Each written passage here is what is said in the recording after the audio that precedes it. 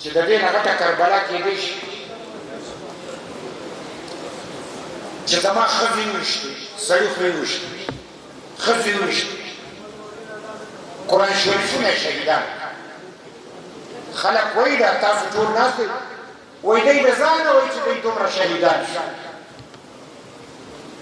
نو چې 5,000 دا چې کومې ګولۍ چلېدلې دي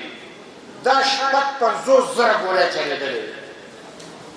50,000 دا ځکه پته ولګېد چې دوی خلاص شوې د اعلان وکړو چې ګولۍ خلاص 50,000 ګولۍ مخامخ ورته چې کوم دی 15,000 کسان ولاړو نو چې نیغه ګولۍ وایي ستاسو څه خیال دی چې سمه خلک به مړي ووایي دی وایي یو هم نه دی مړی ګرانو ملګرو زمونږ شهیدان ولې کم دي او نه ښکاري سیند ته وویشته د سیند شهیدان هسپتال ته یو زخمیان هغه هلته شهیدان شو علاج یې ورنه کو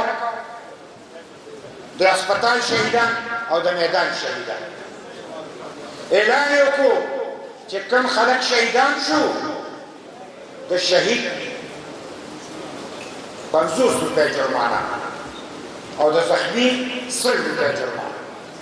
نو هغه غریبانانو دومره پیسې چا سره وې په هغه وخت او د هغه وخت 50 روپۍ او 100 روپۍ نو هغه یې وایي چې زما چاته مه وایي ما سره شهید دی خو مه وایي زه 50 روپۍ نشم ورکولی